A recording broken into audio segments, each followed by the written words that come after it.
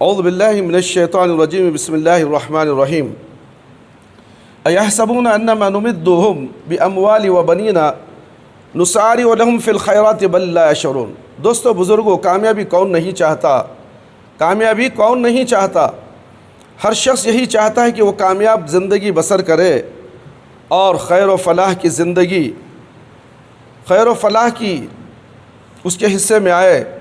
البتہ نقطہ نظر کا فرق اپنی جگہ، یوں تو کامیابی کے بے شمار پیمانے اور بے شمار تصورات ہو سکتے ہیں، لیکن ایک مومن کی نظر میں بڑی بڑی تقسیمیں دو ہیں کامیابی کا۔ ایک مادی تصور جس میں اچھا کھانا، اچھا لباس، اچھا گھر، مال، اولاد، نام و نمود، اثر و رسوخ، اقتدار اور حکومت، سب چیزیں شامل ہیں۔ جو لوگ کامیابی کا تصور کہتے ہیں ان کی نظر میں یہ مادی کامیابی جس درجے حاصل ہو گئی وہ اسی درجے میں کامیاب ہے، لیکن اسلام کی نظر میں فلاح اور کامیابی کا مفہوم اس مادی کامیابی کے مفہوم سے بالکل مختلف ہے۔ اسلام کی نظر میں کامیاب وہ ہے جو اس دنیا سے اس طرح رخصت ہوا کہ اسے آخرت میں اللہ کی خوشنودی، اس کی جنت اور اس کا قرب حاصل ہو جائے۔ میرے بھائی، میرے دوست، کامیابی کے تصور کے اس اختلاف کی وجہ سے لوگوں کے سوچنے کا انداز بالکل بدل گیا ہے۔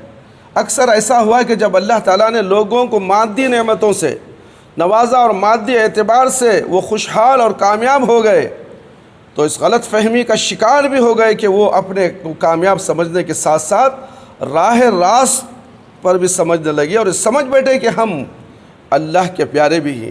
اور اس کے برخلاف جن لوگوں کو اللہ تعالیٰ نے مادی خوشحالی عطا نہیں فرمائی، ان کے بارے میں وہ سمجھنے لگے یہ لوگ یقیناً غلط راستے پر ہیں، یہ لوگ یقیناً غلط راستے پر، اللہ ان سے ناراض ہے۔ جبھی تو یہ طرح طرح کی مصیبتوں کا شکار ہو گئے ہیں۔ اس طرح کی غلط فہمی کا بہت بڑا سبب یہ کہ لوگ یہ نہیں جانتے کہ دنیا دارالجزا نہیں ہے، یہاں حساب کتاب نہیں، بدلہ ملنے والا نہیں ہے۔ یہاں دنیا کے اندر یہ دنیا دارالجزا نہیں ہے بلکہ دارالعمل ہے، یعنی یہ کہ یہاں ہر انسان جس حال میں بھی ہے دراصل وہ امتحان کی حالت میں ہے۔ صبح سے شام تک 24 گھنٹے امتحان کی حالت میں، میرے بھائی، ایک ایک لمحہ امتحان کی حالت میں ہے۔ یہاں اول تو انسان کو اس کے کاموں کی اخلاقی جزا اور سزا ملتی ہی نہیں، اگر ملتی بھی ہے تو بہت محدود پیمانے پر۔ یہاں ہر حالت میں امتحان ہی امتحان ہے۔ ایک شخص کو اگر نعمتوں سے نوازا گیا ہے، مال و دولت، اولاد، اقتدار، حکومت اسے ملی ہے، تو اس کا امتحان اس حالت میں ہو رہا ہے اور یہ دیکھا جا رہا ہے کہ اس مقام تک پہنچنے کے بعد وہ کیا طرز عمل اختیار کرتا ہے۔ اور دوسری طرف اگر کوئی مشکلات کا شکار ہے، اس پر آفتوں پر آفتیں آ رہی ہیں، تو اس کا مطلب یہ ہرگز نہیں ہے کہ اس کی یہ حالت لازماً اس کے لیے سزا ہی ہے۔ حقیقت یہ ہے کہ حالت بھی امتحان ہی کی حالت ہے، اس کے لیے بھی امتحان ہے، اس کے لیے بھی امتحان ہے، دونوں کے لیے امتحان ہی کی حالت ہے۔ اگر کوئی شخص یا کوئی قوم نیکی کے راستے سے ہٹی ہوئی ہے، فسق و فجور میں مبتلا ہے اور ظلم اور ناانصافی کو اس نے اپنا شیوا بنا لیا ہے، اس کے باوجود اس کی رسی ڈھیلی ہے، اس پر نعمتوں کی بارش ہو رہی ہے، تو یہ اس بات کی علامت ہے کہ دراصل اللہ نے اسے بہت بڑی آزمائش میں ڈال رکھا ہے۔ اس پر اللہ کی رحمتیں نہیں ہیں بلکہ اللہ کا عذاب ہے، کیونکہ ہو سکتا تھا کہ اگر اس کی غلطیوں پر اسے کوئی چوٹ لگتی اور ظلم و ناانصافی کے بعد وہ کسی مصیبت کا شکار ہو جاتا تو شاید اس کی آنکھیں کھل جاتی، وہ اپنی روش پر پچھتاتا، اسے توبہ نصیب ہو جاتی۔ لیکن اب جب کہ اس پر نعمتوں کی بارش ہو رہی ہو تو کون سی وجہ ہو سکتی ہے کہ وہ اپنی غلطی پر چونکے اور ذرا ٹھہر کر اپنی روش پر غور کرے؟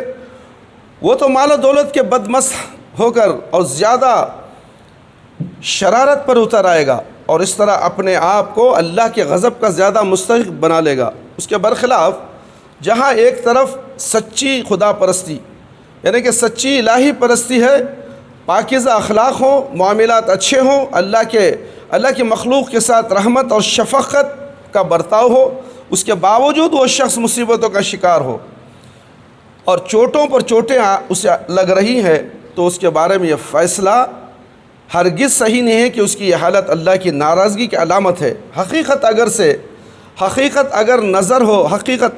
پر اگر نظر ہو تو یہ حالت اللہ کا غضب نہیں، اس کی رحمت ہی ہے۔ سونار جب سونے کو کھوٹ سے پاک کر کے کھرا بنانے کا فیصلہ کرتا ہے تو اسے بار بار بھٹیوں میں تپاتا ہے یہاں تک کہ وہ کندن بن جاتا ہے۔ بندہ مومن جب سختیوں کا شکار ہوتا ہے تو اسے اللہ کی طرف سے پلٹنا، اپنی کوتاہیوں پر نظر کرنا اور اللہ کی رحمت طلب کرنے کی طرف توجہ دینا زیادہ آسان ہوتا ہے۔ تکلیفوں کے کفارے میں اس کی چھوٹی موٹی غلطیاں معاف ہوتی ہیں اور اس طرح یہ حالت اس کے لیے رحمت کا سبب بن جاتی ہے۔ پھر آدمی کے دعوی ایمان کے سچا ہونے کا ثبوت بھی اس سے ملتا ہے کہ وہ مصیبتوں میں کہاں تک ثابت قدم رہا۔ مومنوں کی شان تو یہ ہے کہ وہ دنیا میں اللہ سے بے خوف ہو کر نہیں رہتے کہ جو جی چاہے کرتے رہیں، اور کبھی نہ سوچیں کہ اوپر کوئی اللہ بھی ہے جس کی خوشی اور ناخوشی کا خیال انہیں ہر وقت رکھنا چاہیے۔ وہ اللہ کی نشانیوں پر غور کرتے ہیں اور اس کی اتاری ہوئی آیتوں پر ایمان لاتے ہیں۔ وہ اپنے تمام کاموں پر بڑی گہری نظر رکھتے ہیں کہ کہیں کسی طرح وہ برباد نہ ہو جائے۔ مثلاً آپ جانتے ہیں کہ ریا ایک طرح کا شرک ہے، ریا دکھاوا، اور اس سے اچھے اچھے اعمال عکارت ہو جاتے ہیں، اچھے اچھے اعمال عکارت ہو جاتے ہیں ریاکاری سے۔ ان کا حال یہ ہوتا ہے کہ وہ اللہ کی فرما برداری میں کچھ بھی نیکیاں کرتے ہیں، کچھ بھی خدمات انجام دیتے ہیں، کچھ بھی قربانیاں کرتے ہیں، ان پر وہ پھولتے نہیں ہیں، نہ ان کے نفس میں یہ غرور پیدا ہوتا ہے کہ وہ بڑے متقی ہیں، نہ اپنے الہی رسیدہ ہونے کا احساس کر کے وہ اپنے کو کوئی بڑی چیز سمجھنے لگتے ہیں۔ ان کا حال تو یہ ہوتا ہے کہ ایک طرف وہ اپنے مقدور بھر نیک کام کرتے رہتے ہیں، مگر سب کچھ کرنے کے بعد بھی ڈرتے رہتے ہیں رب العالمین سے۔ رب العالمین جانے یہ قبول ہو یا نہ ہو، اللہ ہماری یہ نیکیاں قبول کرتا ہے یا نہیں، ڈرتے رہتے ہیں، مگر نیکیاں کرنے کے بعد اتراتے نہیں ہیں، اکڑتے نہیں ہیں کہ میں اتنا بڑا متقی پرہیزگار ہوں۔ عبادتیں کرنے کے بعد قرآن اور حدیث پر مکمل پابندی کے ساتھ عمل کرتے ہوئے ایسا شخص متقی ڈرتا ہے اللہ سے کہ میری نیکیاں قبول ہوتی ہیں یا نہیں ہیں۔ مگر جو اللہ سے ڈرتا ہی نہیں، شرک اور بدعت میں ملوث ہے، اسے ڈر ہی کائے گا، وہ جو چاہے کرے، وہ ڈرتا ہی نہیں۔ اس لیے کہ بابا بچا لیں گے نا، بابا کے اوپر پورا دار و مدار ہوتا ہے ان لوگوں کا، مشرکوں کا، جس کی وجہ سے ڈر۔ متقی جو اللہ سے ڈرنے والا، اللہ اور اللہ کے رسول کی سنتوں پر عمل کرنے والا، اسے ڈر ہوتا ہے کہ میں اتنا پابندی سے عمل کر رہا ہوں، کیا یہ میرے عمل اللہ کے پاس قابل قبول ہوں گے یا نہیں۔ ہر وقت اسے خوف لگا رہتا ہے، ہر وقت وہ توبہ استغفار میں لگا رہتا ہے۔ میرے بھائی میرے دوست، کیا ہمارا تمہارا یہی حال ہے؟ ذرا غور کرنے کی بات ہے میرے بھائی میرے دوست۔ اللہ جانے یہ قبول ہو یا نہ ہو، کہیں ایسا نہ ہو کہ نیکیوں کے مقابلے میں ہمارے گناہ وزری ثابت ہوں اور ہم اپنے رب کی مغفرت سے محروم ہو جائیں۔ اس خیال سے وہ برابر کانپتے رہتے ہیں، ہر وقت اپنے رب سے ڈرتے رہتے ہیں۔ آپ نے سنا ہوگا کہ عمر رضی اللہ تعالیٰ عنہ جیسے جلیل القدر انسان، عمر رضی اللہ عنہ جیسے جلیل القدر انسان جب دنیا سے رخصت ہونے لگا تو اس نے کہا کہ میں اگر آخرت میں برابر سربر بھی چھوٹ جاؤں تو غنیمت ہے۔ اللہ اکبر، بچ کو نکل گا تو بس، ایک چھوٹی سی نیکی سے بچ کو نکل گا تو بس کون؟ عمر رضی اللہ تعالیٰ عنہ۔ ہمارا تمہارا کیا مقام ہے میرے بھائی؟ وہ جلیل القدر صحابی کا یہ حال ہے، وہ کہہ رہے ہیں کہ قیامت کے دن بچ کر نکل گیا تو بس۔ آج کہاں ہے دنیا کے اندر گھس چکے ہیں لوگ، شرک اور بدعت میں ملوث ہو کر کہتے ہیں کہ ہمارے بابا بچا لیں گے۔ کون سا بابا؟ کدھر کا بابا؟ کہاں کا بابا؟ پیر و مرشد، اللہ اکبر، ایک وقت کی نماز نہیں پڑھتے، گندے کپڑے پہنتے ہیں، پسینے میں بدبو آتی ہے، اللہ اکبر، یہ بچا لیں گے؟ وہ عمر رضی اللہ تعالیٰ عنہ، اللہ اکبر، شیطان دیکھ کر ان کو بازو گلی سے چلا جاتا تھا، شیطان ڈرتا تھا عمر رضی اللہ تعالیٰ عنہ کو۔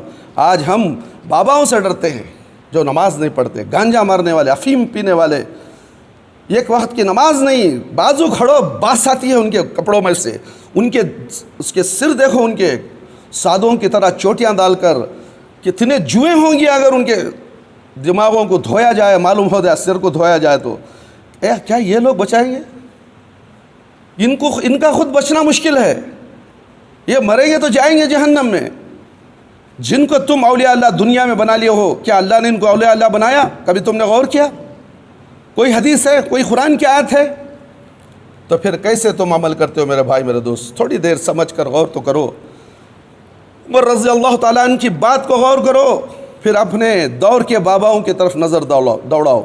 میرے بھائی، یہ سب دنیا کے ڈھکوسلے، شیطان کا فریب ہے، شیطان کا دھوکہ ہے۔ شیطان تمہیں کسی بھی حالت سے جہنم کی طرف لے جانے والا ہے۔ یہی ہے مومن کے سوچنے کا انداز۔ حسن بصری رحمۃ اللہ علیہ نے کہا، خوب فرمایا کہ مومن طاعت کرتا ہے اور پھر ڈرتا رہتا ہے، اور منافق معصیت کرتا ہے اور پھر بھی بے خوف رہتا ہے، گناہ کرتا ہے۔ کون؟ منافق۔ سمجھ میں آ رہا ہے؟ گناہ کرتا ہے مگر خوف نہیں ہے اسے۔ زندگی وہی کامیاب ہے جو آخرت کی کامیابی کا سبب بن سکے۔ اس اعتبار سے ہمیں برابر اپنی حالت پر نظر رکھنا چاہیے، اور فکر کی اصلاح مقدم ہے، اس سے اعمال کی اصلاح ہوتی ہے۔ اللہ تعالی ہمیں اور آپ کو صحیح ایمان کی دولت سے نوازے، اپنی خوشی کے کاموں کو توفیق عطا فرمائے، اور ہمیں طاقت بخشے کہ ہم ہر حال میں اس کے فیصلے پر راضی رہیں۔ میرے بھائی، میرے دوست، ربما یود الذین کفروا لو كانوا مسلمین ذرهم یاکلوا ویتمتعوا ویلہم الامل فسوف یعلمون۔ عزیز دوستوں اور بھائیوں، اللہ تعالیٰ کا ارشاد ہے، بعید نہیں کہ ایک وقت وہ آ جائے جب وہی لوگ جنہوں نے آج اسلام قبول کرنے سے انکار کر دیا، پچھتا کر کہیں گے کاش ہم مسلمان ہو گئے ہوتے۔ چھوڑو، انہیں کھائیں پیئیں مزے کریں اور بھلاوے میں ڈالے رکھیں، ان کو چھوٹی امید عنقریب انہیں معلوم ہو جائے گی۔ آپ سب مصیبت اور تکلیف کے معنی جانتے ہیں، عیش و آرام کا مطلب بھی سمجھتے ہیں۔ اگر کوئی شخص مفلسی کا شکار ہے یا بیمار یا کسی حادثے سے دو چار ہو گیا تو آپ کہتے ہیں کہ وہ سخت مصیبت میں پڑ گیا ہے اور بڑی تکلیفیں جھیل رہا ہے۔ اس طرح اگر کوئی انسان خوب کھاتا پیتا، زندگی کی سہولتیں اسے حاصل ہے، وہ تندرست ہے اور آرام سے ہے، وہ آرام سے زندگی بسر کر رہا ہے، تو آپ کہتے ہیں کہ وہ عیش میں ہے۔ لیکن آپ کی یہ رائے صرف اس کے ظاہر کو دیکھ کر قائم کی جا رہی ہے، اسے آخری رائے نہ سمجھیے۔ فرض کیجئے کہ غیب کا وہ پردہ جو موت کے بعد اٹھنے والا ہے، غیب کا جو پردہ موت کے بعد اٹھنے والا ہے، آج ہی اٹھ جائے، اور انجام کی وہ تصویر جو آخرت میں سامنے آنے والی ہے آج ہی آپ کے سامنے آ جائے، اور آپ دیکھیں گے یہ مفلس کنگال جسے کبھی اطمینان کے ساتھ پیٹ بھر کھانا نصیب نہ ہوا، اسے تو آج بڑے انعامات مل رہے ہیں اور اس کا درجہ بلند ہو رہا ہے، کیونکہ اس نے مفلسی میں نہ کبھی شکایت کا کوئی لفظ منہ سے نکالا، نہ کبھی اپنے اللہ سے مایوس ہوا، دل اس کا مطمئن اور غنی رہا۔ اس نے ہر حال میں ان نعمتوں کا شکر ادا کیا جو اسے حاصل تھی، اور ان نعمتوں کے نہ ملنے کا شکوہ نہ کیا جس سے وہ محروم تھا۔ اور اگر مفلس تھا تو اس نے تندرستی اور ایمان پر اللہ کا شکر ادا کیا، غرض یہ کہ شکر اور توکل سے اس کا دل مطمئن رہا۔ اس لیے آج اللہ اس سے راضی ہے، اور اب جو انعامات اس پر ہو رہے ہیں اس پر وہ بھی راضی اور خوش ہے۔ تو آپ ہی بتائیے کہ آپ میں سے کون ایسا ہوگا جو یہ نہ چاہنے لگے کہ کاش اسے بھی ایسے ہی حالات سے دو چار ہونا پڑے اور وہ بھی اس شخص کی طرح کامیاب ہوتا۔ اس طرح اس شخص کا تصور کر لیجئے جو ہمیشہ بیمار رہا لیکن پورے طور پر صابر اور شاکر ثابت ہوا، تکلیفیں جھیلیں لیکن ہمیشہ شکر ادا کیا، یا اس پر مصیبتوں کے پہاڑ ٹوٹے، وہ حادثات سے دو چار ہوا لیکن اس کے ہاتھ سے اللہ کا دامن کبھی نہ چھوٹا۔ اللہ اکبر۔ آج وہ نوازا جا رہا ہے اور اس نے کچھ کھویا، اس کا لاکھوں گنا اس سے آج دیا جا رہا ہے۔ جو کھو دیا تھا، وہ جو کچھ کھویا اس کا لاکھوں گنا آج اسے دیا جا رہا ہے۔ تو آپ کیسے کہہ سکیں گے یہ شخص بد نصیب رہا؟ کیسے بد نصیب رہا میرے بھائی میرے دوست؟ ایک اور مثال اپنے تصور میں لائیے۔ ایک شخص عام زندگی میں ایک اوسط درجے کا مسلمان تھا، جس کی زندگی میں کوئی قابل ذکر خیر نظر نہیں آتی، اس کے برخلاف بہت سی کوتاہیاں جیسا کہ عام طور پر پائی جاتی ہیں وہ سب اس میں موجود تھیں۔ اچانک وہ کسی حادثے کا شکار ہو گیا، کچھ گنڈوں اور ظالموں نے اسے محض مسلمان جان کر طرح طرح اذیتیں دی اور اسے جان سے مار ڈالا، لیکن باوجود کمزور اور بے بس ہونے کے اس نے آخر تک ہمت سے کام لیا اور ظلم کے خلاف اس سے کچھ کرتے بنا، وہ سب کچھ کیا، اپنے ایمان پر قائم رہا۔ اللہ رب العالمین پر بھروسہ کرتا رہا، وہ اس حال میں جان دی کہ اسے مرتے دم تک اللہ یاد رہا، مرتے دم تک ظلم کو سہتا رہا، مگر ایک اللہ رب العالمین سے پہار لگاتا تھا، مدد مانگتا تھا، اپنے اللہ کی مدد کے لیے ایک اللہ میرے لیے کافی ہے، اس کے دل میں یہ تمنا تھی، اور اسی حالت میں انہیں اس دنیا سے چلا گیا۔ اس کی اس جرت اور ایمان پر قائم رہنے کی وجہ سے اسے تو درجہ ولایت عطا ہو گیا، اس کا شمار شہداء میں ہوا۔ آپ جانتے ہیں کہ نبیوں اور صدیقوں کے بعد اللہ کے ہاں درجہ شہیدوں کا ہی اونچا ہوتا ہے۔ میرے بھائی میرے دوست، آپ سوچئے تو ذرا، اگر غیب کا پردہ اٹھ جائے اور آپ کافروں کے ہاتھوں مارے جانے والے اس مسلمان مظلوم کا یہ انجام کس طرح دیکھ لیں، تو کیا آپ یہ آرزو نہ کریں گے کہ کاش ایسا ہی انجام آپ کا بھی ہوتا؟ اسی طرح آپ ان لوگوں کے بارے میں غور کر لیجئے جو آج دولت اور اقتدار کے نشے میں مست ہیں، جن کے لیے بظاہر عیش ہی عیش ہے، جن کے لیے کسی چیز کی کمی نہیں، لیکن غیب کا پردہ اٹھ جانے کے بعد آپ دیکھتے ہیں کہ ان کے لیے بدترین عذاب ہے۔ خبر سے لے کر حشر تک، حشر سے لے کر جہنم تک ناقابل تصور مصیبتوں کا شکار ہے۔ ان کا حال یہ ہے کہ جہنم کی پہلی لپیٹ لگنے کے بعد ہی ان سے جب پوچھا گیا بتاؤ کبھی تم آرام اور عیش کی زندگی بھی تو گزار چکے ہو، تو وہ کہیں گے اے ہمارے رب، ہم نے کبھی سکھ اور آرام دیکھا ہی نہیں۔ اللہ اکبر! ایک ہی لپیٹ میں وہ دولت اور حکومت کے سارے عیش و آرام بھول جائیں گے۔ جس شخص کو آخرت کا یقین ہے وہ تو اس منظر کو گویا اپنی آنکھوں سے دیکھ رہا ہے، جس کا نقشہ اور اوپر تلاوت کیے ہوئے اللہ تعالیٰ کے الفاظ میں کھینچا گیا ہے کہ وہ وقت دور نہیں جب ان مشرکوں اور کافروں کے اونچے سے اونچے آدمی یہ آرزو کریں گے کاش انہوں نے اللہ کی اطاعت اور قبول کر لی ہوتی، کاش ہم اللہ اور اللہ کے رسول کی اطاعت قبول کر لی ہوتی۔ وہ آج وہ اپنے مالک کے حضور باغی اور غدار کی حیثیت سے نہیں بلکہ ایک وفادار غلام کی حیثیت سے پیش ہوتے۔ کاش کہ دنیا میں سمجھ لیتے ہم شرک اور بدعت میں تھے، کاش کہ اللہ کی عبادت کرتے۔ جتنے سے بڑا مشرک کیوں نہ ہو، کتنے سے بڑا کافر کیوں نہ ہو، میدان حشر میں جب عذاب کو دیکھے گا تو ہاتھ ملنے لگ جائے گا، اپنے ہاتھ کو کترنے لگ جائے گا، اپنے جسموں کو نوچنے لگ جائے گا۔ کاش کہ میں پیدا ہی نہ ہوتا، کاش کہ مجھے یہ سب معلوم ہی نہ ہوتا، کاش کہ میں قرآن کیا ہے معلوم نہیں کر لیتا، کاش میں مسجدوں میں جا کر قرآن اور حدیث کی باتیں سنتا ہی نہیں تھا، میرے کانوں میں یہ آواز ہی نہیں آتی۔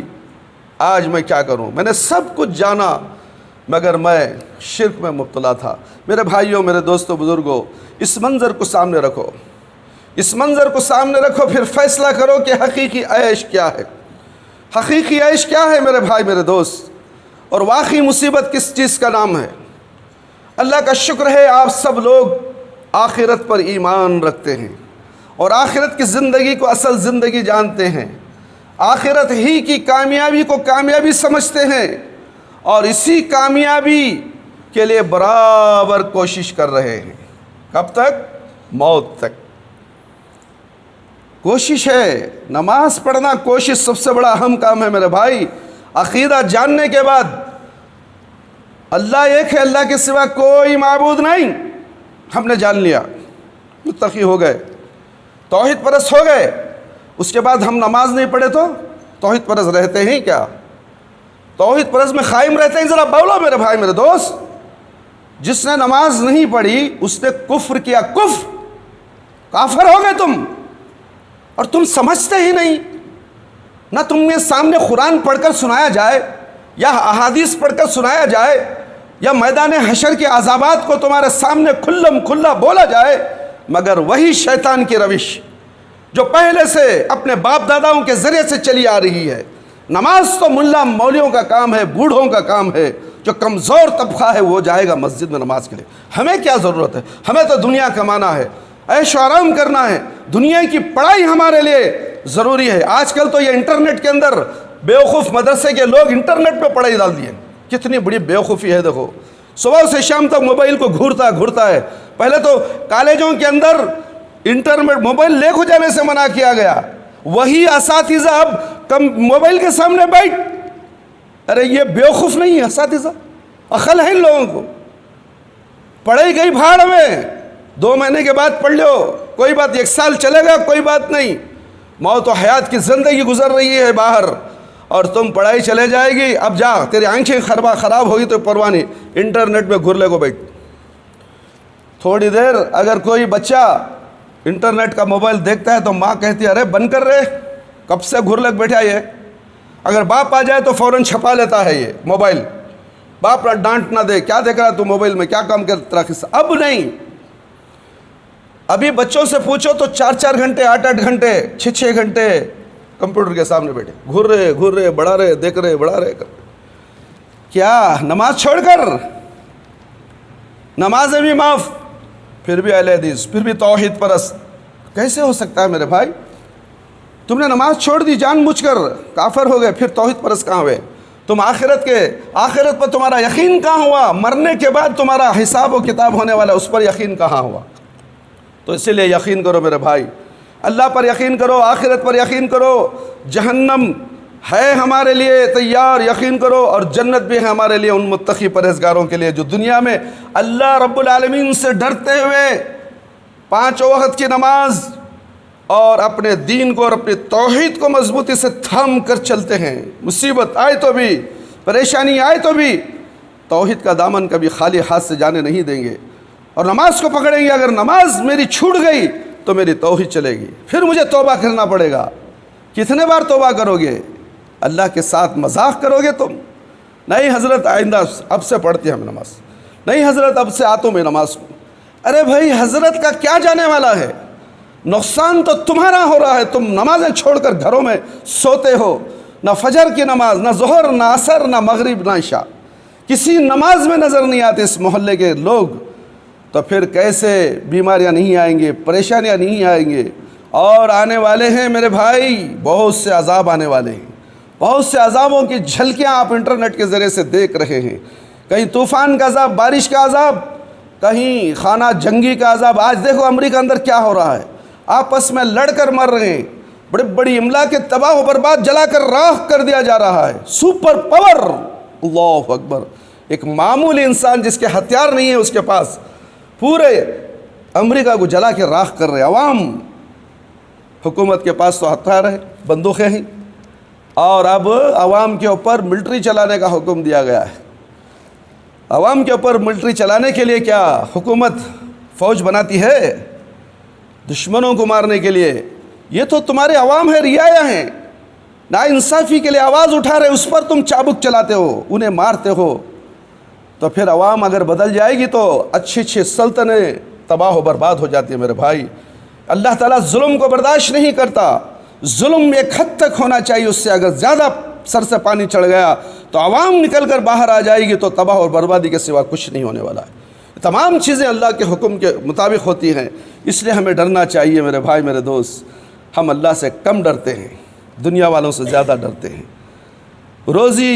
روٹی کے لیے ہم زیادہ خوفناک ہیں کہ اگر میں کام نہیں کرے گا تو روزی نہیں ملے گی، ملے گی روزی تمہیں، بلکہ نماز چھوڑنے سے تمہاری روزی میں کمی آ رہی ہے۔ نماز چھوڑنے کی وجہ سے تم برائی کی طرف جا رہے ہو، گمراہی کی طرف جا رہے ہو، یہاں تک کہ تم کفر کی طرف بھی چلے جاؤ گے۔ اس لیے میرے بھائی میرے دوست، ایسا ہرگز نہیں ہونا چاہیے۔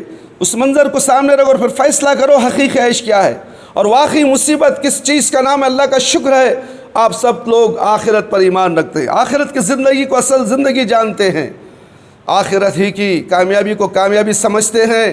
اسی کامیابی کے لیے برابر کوشش کر رہے ہیں کہ آپ کو یہ دھوکے کیسے ہو سکتا ہے کہ آپ مصیبت اور تکلیف کا صحیح مطلب نہ سمجھے، یا دنیاوی عیش و آرام کوئی بڑی چیز سمجھ لے۔ اللہ تعالیٰ کا ارشاد ہے عَسَىٰ أَن تُحِبُّوا شَيْئًا وَهُوَ کُرْهٌ لَكُمْ، ہو سکتا ہے کہ تم ایک چیز کو پسند کرو لیکن وہ تمہارے لیے بری ہو۔ تم پسند کرو مگر اللہ کی نظر میں وہ تمہارے لیے بری ہے۔ میرے بھائی میرے دوست، یا عَسَىٰ أَن تُكْرِهُوا شَيْئًا وَهُوَ خَيْرٌ لَكُمْ، یہ ہو سکتا ہے کہ تم ایک چیز کو ناپسند کرو لیکن وہ تمہارے لیے اچھی ہو اللہ کی نظر میں۔ میرے بھائی یہ غیب کا علم ہے، آپ کو نہیں معلوم ہوتا ہے، سمجھ میں آ رہا ہے؟ اللہ جو چاہتا وہی کرتا۔ بھائی اور دوستو، دنیاوی حالات کے بارے میں یہ ہے وہ حقیقی لفظ، حقیقی نقطہ نظر جو اسلام ہمیں بتاتا ہے، اللہ کی کتاب اور اس کے رسول اللہ صلی اللہ علیہ وسلم کے ارشادات۔ سے اس آخری اور ہمیشہ رہنے والی زندگی کی جھلکیاں ہمارے سامنے آتی ہیں، اور اس حقیقت کا کچھ نہ کچھ علم ہمیں ہو جاتا ہے جو ہر شخص کی موت کے بعد اس کے سامنے آنے والی ہے۔ جب کون ہے بھی بچانے والا؟ موت کے بعد سب چیزیں سامنے آ جائیں گی تمہارے، تم ہکے بھکے رہ جاؤ گے، ساری دنیا کے عیش و آرام ایک سیکنڈ میں بھول جاؤ گے تمہیں، جب تمہارے کرتوتیں، تمہارے ناکامیاں، تمہاری نافرمانیاں، اللہ اکبر، تمہارے گناہ، سب صغیرہ گناہ، کبیرہ گناہ، سب تمہارے آنکھوں کے سامنے آ جائیں گے۔ اس وقت تم کیا کرو گے؟ میرے بھائی، میرے دوست، سوچو تو صحیح اور فکر کرو تو صحیح۔ اس حقیقت کو کچھ نہ کچھ علم ہمیں ہو جاتا ہے جو ہر شخص، میرے بھائی میرے دوست، اس حقیقت کا کچھ نہ کچھ علم ہمیں ہو جاتا ہے جو ہر شخص کی موت کے بعد اس کی آنکھوں کے سامنے آنے والی ہے۔ یہ اللہ کا بڑا فضل ہے، کرم ہے میرے بھائی میرے دوست۔ اب جن لوگوں کا اس حقیقت پر ایمان ہے، ان کی نظر میں نہ اس دنیا کی مصیبت کوئی مصیبت ہے اور نہ یہاں کا عیش کوئی عیش ہے۔ وہ تو ہر وقت اس دھن میں لگے رہتے ہیں کہ چاہے حالت مصیبت یا تکلیف کی ہو یا عیش و آرام کی، ہر حال میں ان کا رویہ وہ رہنا چاہیے جو اللہ کو پسند ہو، جو اللہ کو پسند ہو، اور جس کے نتیجے میں انہیں آخرت کی کامیابی میسر آ جائے۔ جو آخرت کی کامیابی کے لیے دنیا میں عمل کرتا ہے وہی کامیاب انسان ہے۔ جب دنیا سے جائے گا تو خوش و خرم ہو کر جائے گا، فرشتے اس کی روح آسانی سے نکال لیں گے، اور جب جنازہ اس کا لے کر جایا جائے گا تو کہے گا جلدی کرو، مجھے میری منزل پر پہنچا دو۔ میرے بھائی میرے دوست، کیا ہمارا مقام اور تمہارا مقام کیا ایسا ہے کہ ہم نیک بخت ہیں؟ ہم خود فیصلہ کر سکتے ہیں ہم یا نیک ہیں یا برے ہیں، ہم توحید پرست ہیں یا مشرک ہیں۔ توحید اور شرک زمین آسمان کا فرق ہے میرے بھائی میرے دوست۔ آگ اور پانی ہے، شرک آگ ہے، توحید پانی ہے۔ سمجھ میں آ رہی ہے بات؟ توحید اجالا ہے، شرک اندھیرا ہے۔ اندھیرا اور اجالا ایک ساتھ مل سکتے ہیں تو پھر تمہیں کس دنیا میں مبتلا ہو میرے بھائی میرے دوست؟ تم بھولے بھالے مسلمان ہو، تم کو جیسا سمجھایا گیا، تمہیں جیسے ڈگڈگی بچایا جاتا، بندر جس طرح ناچتا ہے ڈگڈگی پر، تم باباؤں کے ذریعے ویسا ناچتے ہو۔ اللہ نے جو تمہیں کہا تمہاری پکڑ میں نہیں آنے والی چیز، تمہارے دماغوں میں آنے والی چیز نہیں ہے میرے بھائی میرے دوست۔ کامیابی وہی ہے جس نے آخرت کے لیے فکر کی۔ وہ موت کا گڑھا جو خبر ہے، جو اندھیرا گھڑا ہے میرے بھائی، وہ نظر نہیں آتا وہاں کچھ بھی۔ کالے سانپ اور کالے بچھو ہمارا انتظار کر رہے ہیں ہماری دعوت کے لیے۔ جو برے لوگ ہیں، شرک میں ملوث ہیں، ان کے لیے کالے سانپ، کالے بچھو اور خطرناک منکر نکیر، خطرناک ہزاروں میل دور سے زمین کو کھروچتے ہوئے آئیں گے۔ یہ بڑے بڑے ناخن ہوں گے، آنکھیں ہری ہری آنکھیں، 10 من دیکھ کے برابر آنکھیں ان کی۔ کیا یہ بابا ان کو بھگا دیں گے؟ ان کی کتابیں اٹھا کر پڑھ کر دیکھو احمد رضا خان کی، اللہ اکبر۔ وہ بابا آئیں گے، بابا یہ تو فلانے کا مرید ہے، فلانے کا، اللہ اکبر۔ وہ کہیں گے معاف کرنا، ہماری غلطی ہوگی، ہمیں اس سے سوال و جواب نہیں کرتے۔ یہ پڑھایا جاتا ہے ان لوگوں کو۔ خبر میں تمہارے سوالات جوابات کچھ بھی نہیں ہونے والے ہیں، تم آرام سے سوتے رہو گے جنت میں قیامت تک، کیونکہ بابا آئیں گے منکر نکیر کو مار کے ہکال دیں گے۔ ان کے باپ کی جاگیر وہ منکر نکیر، اللہ اکبر۔ اٹھا کر پڑھو تو صحیح حدیث، پڑھو قرآن میں اس کا ذکر کیا ہے۔ اللہ اور اللہ کے رسول کے تعلیمات سے تم کورے ہو، کچھ بھی نہیں ہو، 0 پوائنٹ میں ہو تم۔ پھر تمہیں اکڑ کس بات کی، تکبر کس بات کی؟ شیطان نے تمہارا دماغ کو تکبر بنا دیا، گھمنڈ بنا دیا ہے۔ اللہ اکبر اللہ اکبر۔ کتنے لوگ آتے ہیں، حضرت ہمیں سمجھاؤ، قرآن و حدیث سمجھاؤ، ہمیں شرک میں تھے، بدعت میں تھے، صحیح راستہ بتاؤ حضرت۔ کتنے لوگ آ کر ہم سے بات کر کے، ملاقات کر کے علم حاصل کر لیتے ہیں، پھر اس پر عمل کرنے لگ جاتے ہیں۔ مگر کچھ لوگ ہیں ہٹ درمی، مرغی کی ایک ہی ٹانگ، اس کی 2 ٹانگاں نہیں، مانتے نہیں، 2 ٹانگ ہے بھی نہیں، ایک ہی ٹانگ۔ ہمارا بابا جو بولے وہ قرآن بھی نہ کو، ہم نبی بھی نہ کو۔ پھر نبی صلی اللہ علیہ وسلم کے عاشق رسول کیوں بولتے ہو تم؟ نہیں بولنا چاہیے میرے بھائی میرے دوست۔ عاشق کسے بولتے ہو؟ شکری کو بولتے سو۔ جس لڑکی سے محبت کرتا ہوں اسے میں تجھ سے عشق کرتا ہوں، کیا اللہ کے نبی صلی اللہ علیہ وسلم کے اتنا گندا لفظ نبی کو لگاتے ہو تم؟ پھر کہتے ہو ہم مسلمان ہیں۔ مسلمان ہونا بڑی بات نہیں ہے، مومن ہونا بڑی بات ہے۔ مومن پہلے ہو جاؤ، مسلمان تم رہو گے۔ مومن تم بنو گے تو مسلمان رہو گے، اگر مومن نہیں تو مسلمان بھی نہیں رہو گے۔ تم یاد رکھ لو، مومن بن جاؤ تو مسلمانی تمہارے ساتھ رہے گی، ساتھ ساتھ چلے گی قیامت تک۔ اگر تم مسلمان ہی رہے، مومن نہیں ہے، تو کٹ ہو جاؤ گے تم وہاں سے۔ ہزاروں کی تعداد میں فرقے ہیں دنیا کے اندر، کیا سب فرقہ جنت میں چلا جائے گا؟ جو پیارے نبی صلی اللہ علیہ وسلم کی سنت کی مہر جس میں لگی ہے وہی جنت میں جانے والا۔ مرشدوں، پیروں، باباؤں، مفتیوں، اماموں کی مہر اگر ہے تو رد کر دی جائے گی، پھینک دیا جائے گا تمہارے منہ پر، اور جہنم رسید کر دیا جائے گا۔ اس لیے میرے بھائی، میرے دوست، اللہ سے ڈریے۔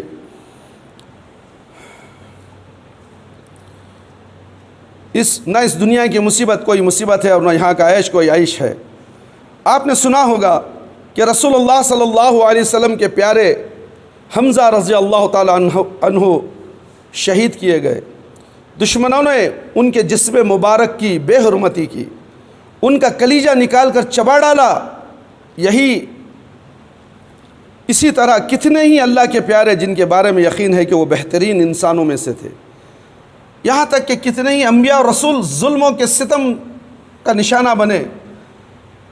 تو یہ سب کیا ہے میرے بھائی، میرے دوست؟ دراصل اسی طرح اللہ کے پیاروں کے رتبے بلند ہوئے، ان کو ابدی زندگی میں اونچے مراتبے عطا ہوئے، اور اس لیے سب حالات ان کے حق میں گویا رحمت ہی رحمت ہیں۔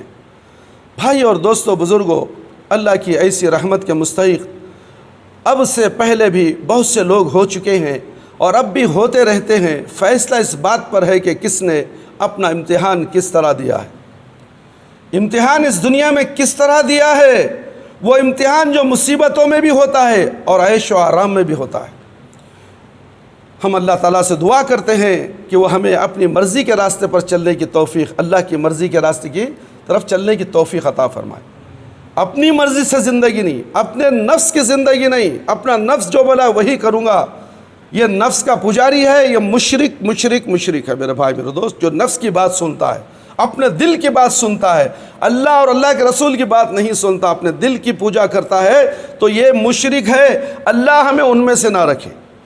اللہ کی مرضی کے مطابق چلتے ہوئے ہم اس دنیا سے چلے جائیں گے، تنگی ہو یا مصیبت، فراخی ہو یا آرام، ہر حالت میں اپنی رحمت سے دور نہ کرے اللہ تعالی ہمیں، اپنی رحمت سے اللہ ہمیں دور نہ کرے، اور ہمارا انجام کامیاب رہے، ہمیں آخرت میں اس کے نیک اور پسندیدہ بندوں کا ساتھ نصیب ہو۔ اللہ کے جو نیک پسندیدہ ہیں، قیامت کے دن اللہ تعالی ہمیں ان کے ساتھ اٹھا لے تو بس ہماری کامیابی ہے انشاءاللہ۔ اصل کامیابی تو یہی ہے میرے دوست، اصل کامیابی آخرت کی کامیابی ہے۔ دنیا میں انسان عیش و عرس میں ہے، کما رہا ہے، خوب پیسے آ رہے ہیں، سب کچھ ہے، سمجھتا کیا ہے میں عیش و عرس میں ہوں، اللہ مجھ سے محبت کرتا ہے۔ ہرگز نہیں، یہ امتحان ہے تیرا، یہ امتحان ہے تیرا کہ تو عیش و آرام میں ہے۔ جب تیری آنکھ بند ہو جائے گی، پردہ جب اٹھ جائے گا، تیری عیش و آرام سے تجھے خبر کا گھڑا اور جہنم کا گھڑا نظر آئے گا۔ ارے اللہ تو دنیا میں مجھ سے خوش تھا، یہاں کی ناراض ہو گیا۔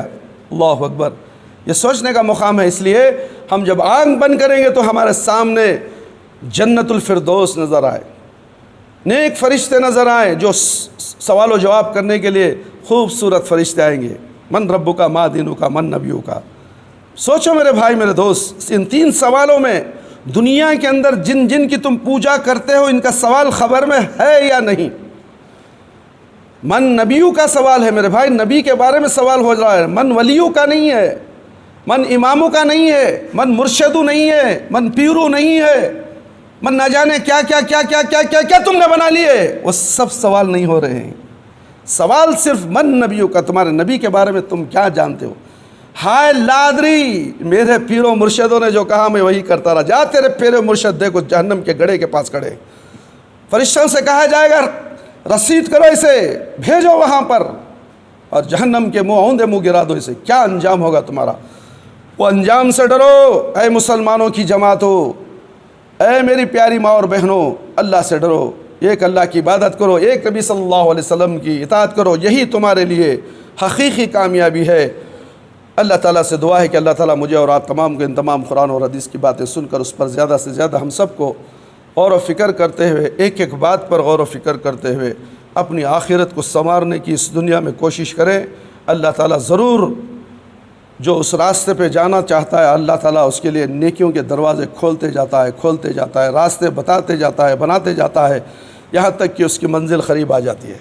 تو اس لیے میرے بھائی میرے دوست، ہمیں اللہ سے مدد مانگنی چاہیے، اللہ سے دعا کرنا چاہیے توفیق کے لیے، ہدایت کے لیے۔ خود اللہ ہدایت دینے والا ہے، اللہ اگر گمراہ کر دے تو کوئی مائی کا لال تمہیں بچا نہیں سکتا۔ اللہ تعالیٰ ہم سب کو نیک توفیق عطا فرمائے، دین کی سمجھ عطا فرمائے، اور شرک سے، بدعت سے، اور تمام خرافات سے، برائی سے، گناہوں سے، نافرمانیوں سے اللہ تعالیٰ ہمیں محفوظ فرمائے۔ اللہ تعالیٰ ہم سب کو 5 وقتہ نمازی بنا دے، وقت پر نماز پڑھنے والا بنا دے، ہماری نمازوں میں خشوع اور خضوع عطا فرمائے، ہماری نمازوں کو قبول فرما لے، ہماری جائز دعاؤں کو قبول فرما لے۔ اے میرے پروردگار، کرونا کی بیماری پھیلتے ہی جاری ہے، لوگ خوف و ہراس میں مبتلا ہے، میرے پروردگار ہم بندوں پر رحم فرما۔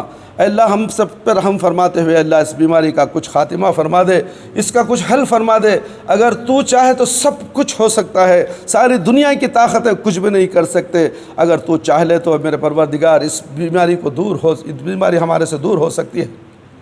اے اللہ اس کے بچاؤ کے راستے ہمیں عطا فرما۔ اے اللہ قرآن اور سنت کے ذکر و اذکار کے ذریعے سے ہم بچاؤ تو کر رہے ہیں، اے اللہ اس میں شفاء کلی، شفاء عاجلہ، شفاء کامل عطا فرما میرے پروردگار۔ اے اللہ ہمارے والدین، رشتہ دار جو اس دنیا سے جا چکے ہیں، اے اللہ اگر وہ قابل رحم، قابل مغفرت ہیں تو اللہ ان کی مغفرت فرما دے۔ اے اللہ ان کو جنت الفردوس میں اعلیٰ سے اعلیٰ مقام میں جگہ عطا فرما۔ اے اللہ ہمیں بھی جنت الفردوس میں اعلیٰ سے اعلیٰ مقام میں جگہ عطا فرما۔ اے اللہ خبر کے عذاب سے بچا لے، جہنم کی آگ سے بچا لے، خبر کے سوالات بالکل آسان فرما دے، خبر کی تاریکی کو روشنی میں بدل دے، میدان حشر میں رسوائی سے بچا لے۔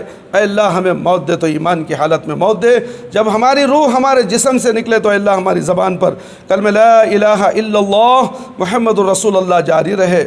وآخر الدعوانا ان الحمد للہ رب العالمین۔ اقول قولی ھذا واستغفر اللہ العظیم لي ولكم ولسائر المسلمين من كل الذنب فاستغفروه إنه هو الغفور الرحيم يا حي يا قيوم برحمتك أستغيث۔